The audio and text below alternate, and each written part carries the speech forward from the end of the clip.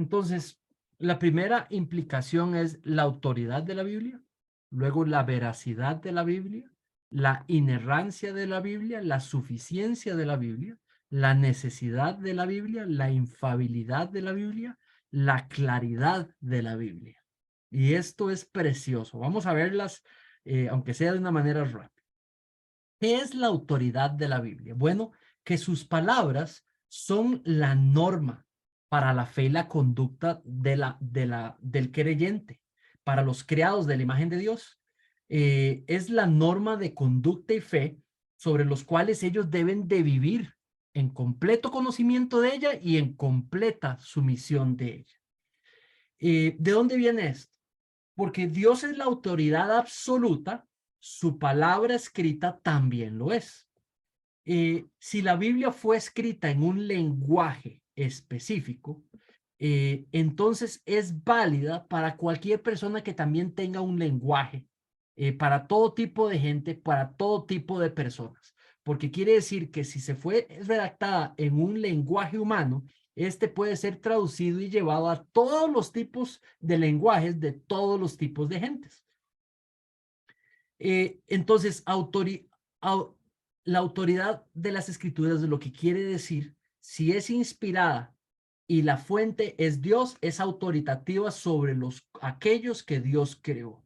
Su palabra se vuelve autoritativa, ¿verdad? Es la primera implicación. Veamos en Isaías 66, 1, 2. En la presencia de Dios y de Cristo Jesús, que ha de juzgar a los vivos y a los muertos por su manifestación y por su reino, te encargo solemnemente, predica la palabra. Esto no es Isaías, esto es 2 de Timoteo, ¿verdad? Insta a tiempo y fuera de tiempo, amonesta, reprende, exhorta con mucha paciencia e instrucción. Entonces, yo creo que esta filmina está mala. Entonces, vean lo que está diciendo, que con esta palabra de Dios, ¿verdad? Teniendo a nuestro, esto no es Isaías, esto es, si no me equivoco, 2 de Timoteo, eh, eh, después les doy el pasaje, pero ese no es el texto, ¿verdad? Entonces, ¿qué dice? Que el Padre Celestial y nuestro Señor Jesucristo dice que han de juzgar. Eso quiere decir que los coloca como jueces, tanto de vivos como muertos, ¿verdad? Luego dice, por su manifestación y por su reino te encargo, ¿verdad? Predica la palabra de Dios. Dice a todo tiempo y afuera de tiempo. Luego dice, con esta palabra, amonesta, reprende, exhorta, con paciencia y con instrucción y enseñanza. Entonces, ¿qué está diciendo? Que coloca a nuestro Señor Jesucristo y al Padre Celestial como jueces que observan mientras su palabra es predicada y mientras ellos emiten juicio con la palabra predicada, emiten juicio a las acciones de las personas. Eso quiere decir que la palabra predicada es autoritativa sobre las personas, es la autoridad sobre las personas, porque es la manera de pasar juicio sobre las acciones de las personas. Entonces está diciendo que la palabra inspirada, ¿verdad? Es autoridad para emitir y es la norma de juicio y por ende se debe de obedecer. Veamos otro pasaje, Salmo 138, 2. Me postraré hacia tu santo templo y daré gracias a tu nombre por tu misericordia y tu fidelidad, porque has engrandecido tu palabra conforme a todo tu nombre. Entonces está presentando al Padre Celestial, creador de todo, como supremo sobre todo, en la primera frase. Pero luego dice que ha engrandecido tu palabra. Entonces dice, tu palabra es enorme. Y dice, tal y como tu nombre, tu palabra es enorme, tal y como tu nombre es enorme. Has engrandecido el uno como el otro. Esa metáfora de utilizar tu gran palabra, lo que está queriendo decir es que Él está en absoluto gobierno de todo y su palabra en autoridad de todo. Según de Timoteo 3:16. Este es el mismo pasaje que ya estudiamos, pero vamos a analizar otras palabras. Toda escritura, ahora estamos hablando de grafé, ¿verdad? Ya sea escritura o cada sección de la escritura, dice, es útil. Útil quiere decir beneficioso, servicial para algo específico. Y dice que la escritura sirve para enseñar. Esto quiere decir, digamos, mostrar información que proviene de Dios sobre la realidad de las cosas. Dice que es útil para reprender. Eso quiere decir para decir donde hay error. Dice que es útil para corregir. Eso quiere decir lo que hay que hacer. Si ya apuntó lo que es error, ahora me permite corregir, decirme lo que debe reemplazar la acción de error. Sirve para instruir. Eso quiere decir esa nueva acción que debo de empezar a practicar en vez del error que estaba cometiendo. Instruir quiere decir volverlo una disciplina. Instruirme en todo lo que tiene que ver en la justicia de Dios. Eso quiere decir las acciones que son buenas de parte de Dios y que son rectas de parte de Dios, y está hablando en lo que tiene que ver con la justicia, rectitud y lo que es el bien de acorde a los ojos de Dios o enfrente de Dios. Entonces, dice que es capaz de calificar, para uno que sea perfecto, para que sea calificado para funciones específicas, para que uno sea equipado para funciones específicas.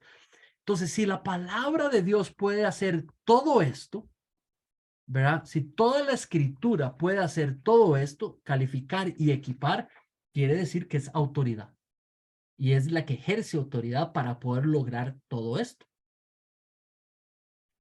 Por último, 1 Tesalonicenses 2:13. Por esto también nosotros sin cesar damos gracias a Dios de que cuando recibieron la palabra de Dios, que oyeron de nosotros, la aceptaron, no como la palabra de hombre, sino como lo que realmente es la palabra de Dios. Entonces, ¿qué es lo que pasa?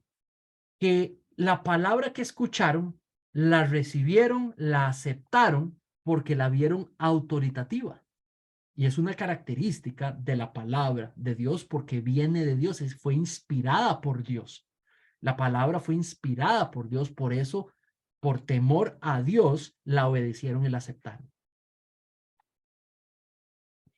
¿Qué implicaciones tiene la autoridad de las escrituras? Número uno, que debemos hacerla nuestra autoridad en todo, en nuestras vidas, en nuestras metas, en nuestros propósitos, en nuestros trabajos, en nuestras relaciones, en la crianza de nuestros hijos, en todo, en nuestro matrimonio, en nuestra familia, en todo, en cómo relacionarnos con Dios, en cómo alabar a Dios, en todo. Debe ser autoritativa en nuestra adoración. Eh, no tenemos que inventar cómo adorar a Dios. La Biblia ya reveló cómo Dios reveló quiere ser adorado. Ella es autoritativa. Debemos de adorarlo como la Biblia dice Dios quiere ser adorado, sin inventar nada, sin ponerle nada, sin quitarle nada.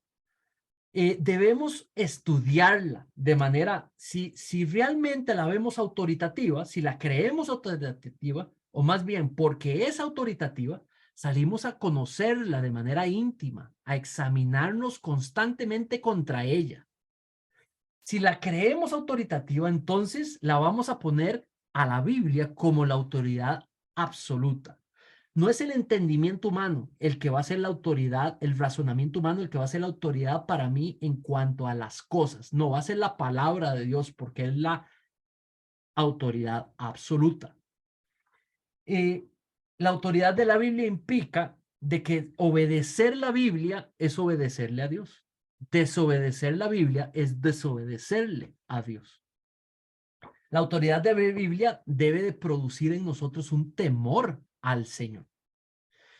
Debe de producir, la autoridad de la Biblia debe de resultar en nosotros en humildad, en quebranto, cuando ella nos apunta a nuestro pecado. La autoridad de la Biblia debiera de ser quien dirige y quien guía la iglesia, ¿verdad? La autoridad de la Biblia haría que sea la Biblia la que guía y es autoridad en la iglesia y la que gira, alrededor de la cual gira nuestra adoración. La predicación y la enseñanza en la iglesia, debería de mediar el ejercicio de la autoridad de Dios sobre las ovejas de Dios. Vamos a hablar sobre la veracidad de la Biblia. ¿Qué quiere decir eso? Bueno, que las palabras y el conocimiento que en ella hay son la verdad. Y la norma suprema de la verdad.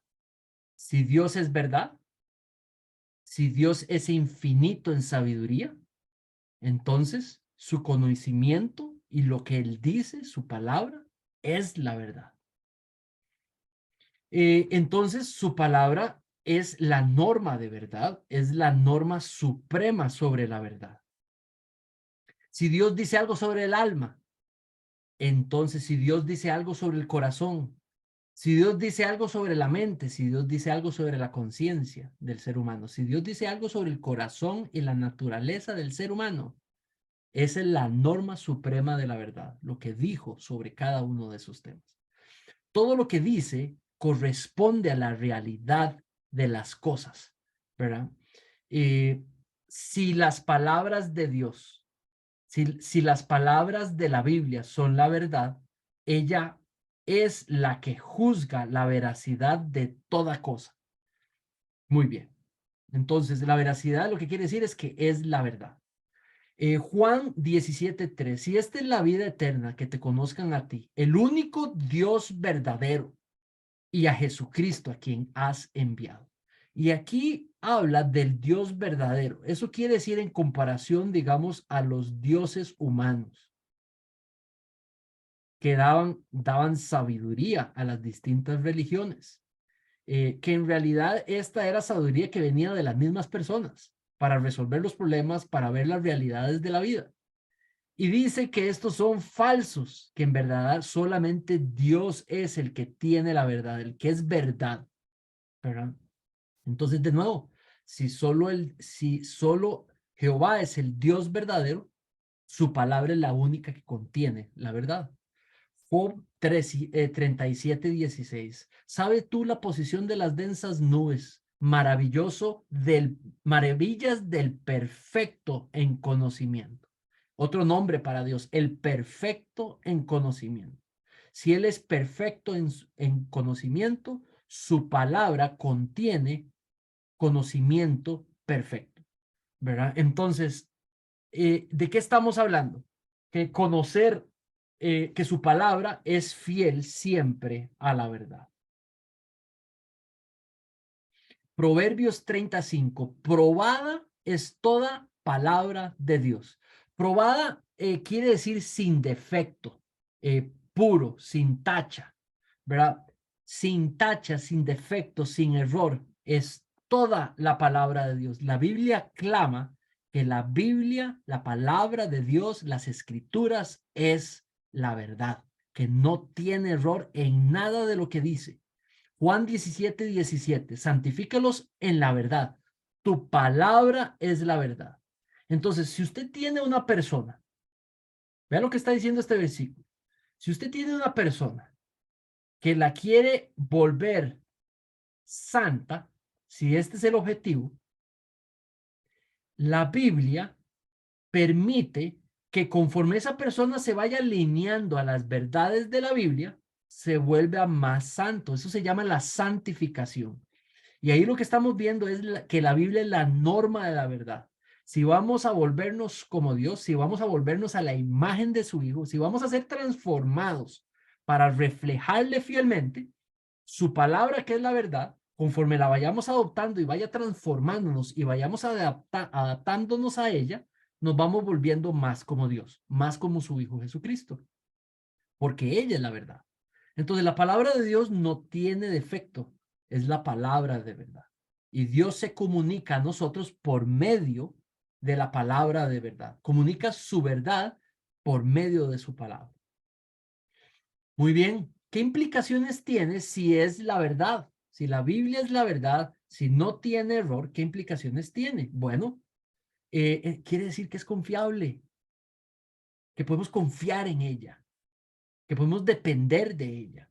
La Biblia quiere decir que la Biblia es donde debemos de buscar la verdad, ¿verdad? Quiere decir que ella va a permitirnos juzgar la verdad sobre las cosas, las situaciones, las circunstancias. Quiere decir que lo que se ajuste a la Biblia es verdad y lo que no se ajuste a la Biblia no es verdad. Quiere decir que la predicación lo que debe de buscar es exponer las verdades en la Biblia. Implica que si vamos a adorar a Dios, lo vamos a hacer de acuerdo a la verdad sobre Dios. Si le vamos a llamar cosas, si vamos a obedecer cosas, va a ser de acuerdo a la verdad de Dios. Significa que podemos deleitarnos, encontrar gozo en practicar y creer las verdades que hay sobre Dios en la Biblia. Quiere decir que si su palabra es verdad, entonces debemos de reflejarla con nuestras palabras también. Si somos hijos de aquel que solo dice verdad y que no miente, y que no engaña y que no cambia, nosotros debiéramos también de andar con palabras de verdad en nuestra boca. Eso quiere decir que no mentimos, no ocultamos, no torcemos la verdad, no engañamos, no nos engañamos los unos a los otros, más bien que amamos la verdad y que rechazamos la falsedad, ¿verdad? Esas implicaciones de si la palabra es verdad. Entonces tienen repercusiones sobre nosotros. Si decimos que vamos a estar a las 5, estamos a las 5, porque nuestra palabra refleja verdad, ¿verdad? Manejamos la palabra nuestra con gran celo. La inerrancia de la Biblia. Eso quiere decir que la Biblia en sus manuscritos originales no contiene error alguno. Vean lo que dice Wayne Grudem. El contenido de la Biblia siempre dice la verdad con respecto a todo lo que habla, ¿verdad? Porque no tiene error. Entonces, no afirma nada contrario a la realidad y a los hechos tal y como sucedieron, porque no tiene error. Sus palabras no tienen error. Todas sus palabras son verdad. Por esto es confiable. La inerrancia de la Biblia que no tiene error. Es una implicación de la inspiración, que todo lo que dice es verdad, todo lo que dice carece de error. Si la Biblia afirma algo, así es. Esas son la inerrancia de la Biblia. Veamos Números 23:19. Dios no es hombre para que mienta, ni hijo de hombre para que se arrepienta. Está diciendo que Dios no miente, que Dios no dice algo que es falso, Dios no cambia, que Dios no cambia de haber prometido algo y no cumple lo que dice, ¿verdad? Es veraz, no tiene error. Salmos 12:6, las palabras del Señor son palabras puras, ¿verdad? Por palabras puras está diciendo que no están manchadas, ¿verdad? Que no tienen error. Plata probada, eso quiere decir que las escorias, los defectos fueron quitados. Entonces la palabra de Dios es pura, dice la verdad, dice lo que es, ¿verdad? No engaña. Salmos 119:8, para siempre, oh Señor, tu palabra está firme en los cielos. Eso quiere decir que no cambia, que está perenne. Eso quiere decir que siempre es lo que es. Características de la palabra de Dios. Aunque dichos por medio de pecadores, lo dicho nunca es falso ni nunca afirma error. Inerrancia de las escrituras. Implicaciones. Bueno, que su contenido, que las intenciones detrás de su contenido, que los efectos que quiere lograr con el contenido, ¿verdad? Siempre van a ser confiables. Esto quiere decir de que si no tiene error, ¿verdad? De que más bien esto es un gran estímulo a crecer en el conocimiento de la palabra de Dios y genera esperanza. Quiere decir que si no tiene error, es un libro único en el mundo y en el universo. Quiere decir que debemos de apartar otras fuentes de sabiduría para establecer lo que es verdad.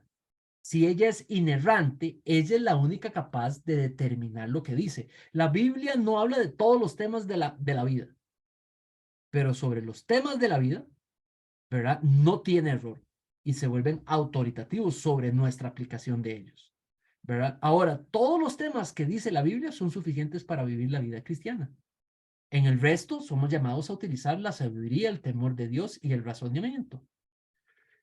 Glorificamos a Dios cuando afirmamos que la Biblia no tiene error, cuando nos comportamos de manera que muestre que confiamos en lo que dice la Biblia, la obedecemos. Ahí es cuando mostramos de que no tiene error. No debemos corregir la Biblia con nuestro razonamiento, porque nuestro razonamiento tiene error. Es capaz de errar, la Biblia no.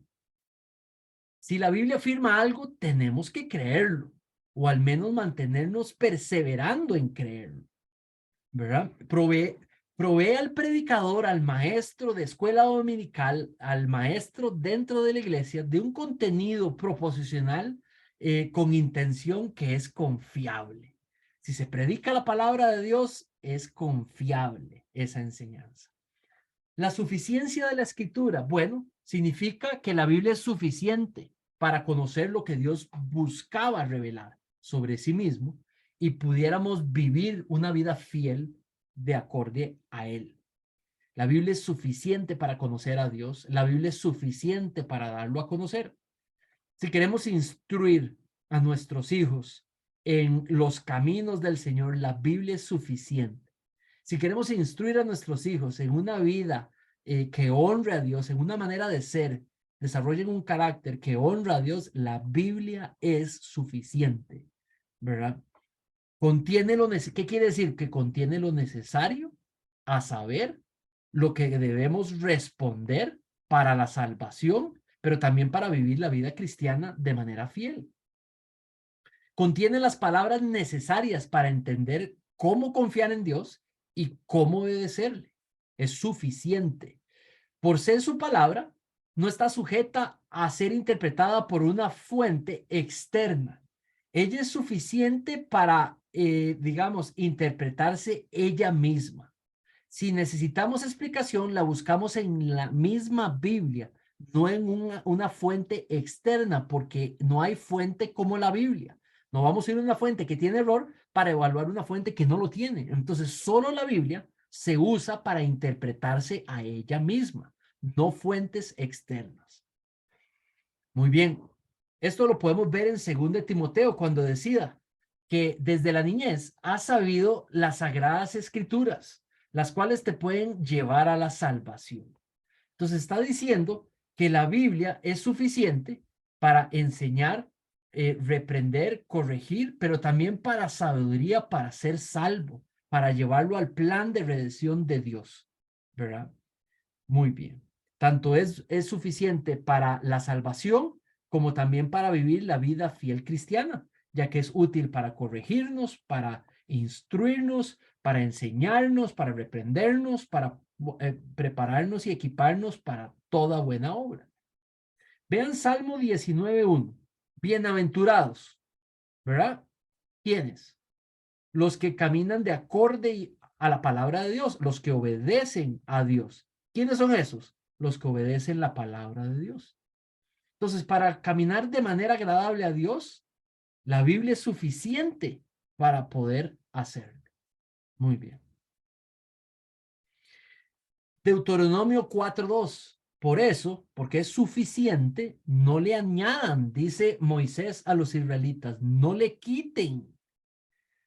Si no le añaden y si no le quitan, van a poder obedecer, porque la Biblia es suficiente. Tiene lo que se necesita para vivir agradando a Dios, ¿verdad? Dice, alguien que le añade a ellas, Apocalipsis 22:18 al 19. Alguien que le añade a ellas, Dios traerá sobre él plagas. Si alguien le quita, ¿verdad? Dios quitará su parte del árbol de la vida, ¿verdad? La Biblia es suficiente.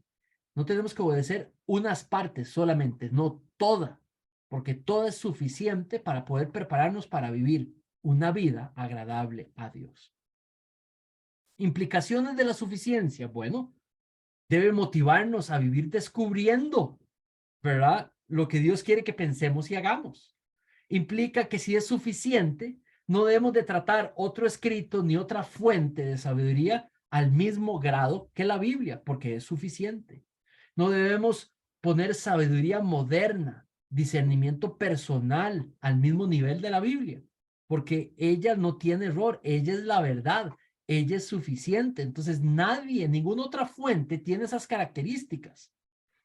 Dios nos exige, Dios no nos exige, si es suficiente, quiere decir que Dios no nos va a exigir algo, ni nos va a pedir que creamos algo, obedecer algo que esté fuera de la Biblia, porque la Biblia es suficiente. Lo que Dios quiere que exigirnos, lo que Dios quiere que creamos, lo que Dios quiere que obedezcamos, está allí y es suficiente, no hay que hacer más. No debemos tratar algo como pecado. Si la Biblia es suficiente para decirnos dónde está nuestro pecado y lo que es pecado, no debemos de llamarle pecado a las cosas que la Biblia no le llama pecado. No debemos de prohibir algo que la Biblia no prohíbe, ¿verdad? Ya sea si la Biblia no lo prohíbe directamente o por implicación no lo prohíbe, que son dos maneras que podría prohibir algo, entonces no lo prohibimos, porque la Biblia, las prohibiciones que están allí son suficientes, no hay que inventar nuevas. Los fariseos tenían como 1200 mandamientos nuevos que no estaban en la Biblia, ¿verdad? No la creían suficiente. La escritura es suficiente para la predicación y para la enseñanza. La escritura es suficiente para revelar cómo Dios quiere ser adorado.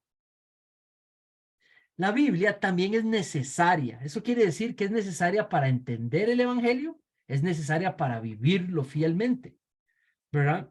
Contiene las palabras que revelan el plan de redención por medio de nuestro Señor Jesucristo. Dios determinó relacionarse con nosotros por medio de su palabra y es necesaria. Para relacionarnos con Dios necesitamos la Biblia, es necesaria. Para ser transformados por Dios necesitamos la Biblia. Necesaria para que se pueda ejecutar su autoridad sobre nuestras vidas.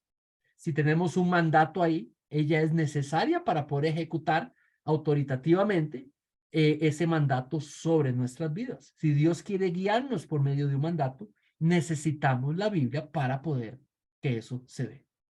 Es necesaria, por ende, para nuestra santificación. Romanos 10, 14 y 17. Pues, ¿cómo invocarán a aquel que no han escuchado? ¿Y cómo creerán aquel de quien no han oído? ¿Y cómo irán sin haber a quien se les predique? Bueno, dice, así que la fe viene por el oír y el oír por la palabra de Cristo. Ella es necesaria para la salvación. Si no es porque me enseñan lo que la Biblia dice sobre la salvación, me pueden contar lo que la Biblia dice sobre la salvación. Dos maneras, pero al final de cuentas es necesaria para la salvación. Salmo 119, 1 al 4. Cuán bienaventurados son los de camino perfecto. Eso quiere decir los que obedecen. Dice, los que andan en la ley. Entonces, para obedecer a Dios es necesaria la ley de Dios, la Biblia, ¿verdad? Cuán bienaventurados son los que guardan tus testimonios, ¿verdad? O sea, obedecer. Y con todo el corazón te buscan. Para buscarlo, la Biblia es necesaria. Para no cometer iniquidad, la Biblia es necesaria.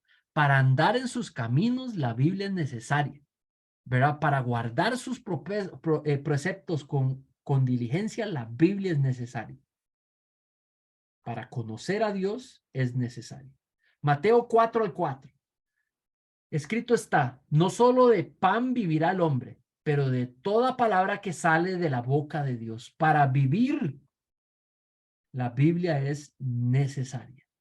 Deseen como niños recién nacidos la leche pura de la palabra, para que por ella crezcan para salvación. Crecer para salvación no se está refiriendo a salvarse, se está refiriendo a madurar. Para madurar en la fe, la Biblia es necesaria.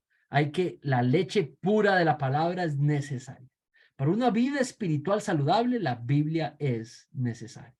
Implicaciones de la necesidad de la Biblia. Bueno, si la Biblia es necesaria, debe ser el alimento espiritual del cual nutrimos y lideramos, con quien lideramos a la iglesia de Cristo. Si es necesaria, su contenido, sus intenciones, sus efectos son necesarios para crecer a la madurez.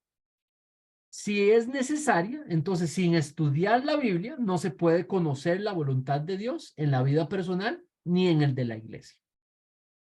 Si es necesaria, entonces nos permite, ya que es necesaria para poder analizar los medios subjetivos que tenemos, como el de la conciencia, el de la razón, el del consejo externo, el testimonio interno del espíritu, las circunstancias, el sentido común.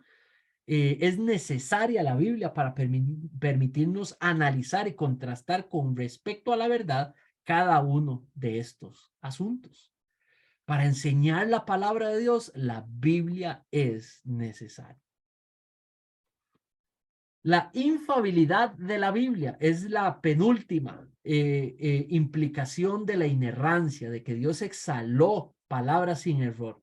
Eso quiere decir que en los manuscritos originales no falla en lograr sus propósitos. Cuando Dios quiere lograr sus propósitos, Él los logra. Entonces, su palabra, si tiene un propósito específico, lo logra también.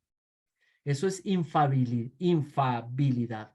En algún momento, infabilidad también se comparó con inerrancia, de que no tiene error, que es infalible, como si fueran sinónimos. Pero también en algún tiempo de la historia se utilizó para hablar sobre que se logra los propósitos que se propone. Por ejemplo, o sea, si la Biblia propone declarar algo como verdad, lo logra y lo expresa y lo comunica como verdad. Entonces, no es que queda como un misterio la verdad, no, la comunica, es entendible. Si la Biblia es infalible en su propósito, quiere decir que la escritura siempre es exitosa en comunicar el significado del texto, ¿verdad? El contenido siempre es exitoso en lograr la intención del autor. Si la Biblia quería exhortar, exhorta. Si la Biblia quería corregir, corrige con lo que quedó escrito. Si la Biblia quería, digamos, animar y edificar con lo que escribió, edificó, independientemente de la reacción de la persona. Las personas se vuelven responsables ante las intenciones de los textos. Entonces, vean Isaías 55:11, así será mi palabra que sale de mi boca. No va a volver vacía. O sea, si ella salió, digamos, para lograr un propósito, no va a volver sin haberlo logrado. Es eficaz, es eficiente. Dice, sin haber realizado lo que deseo, sin lograr el propósito para el cual la envié. La Biblia es infalible en propósito. La Biblia es infalible en comunicar una verdad.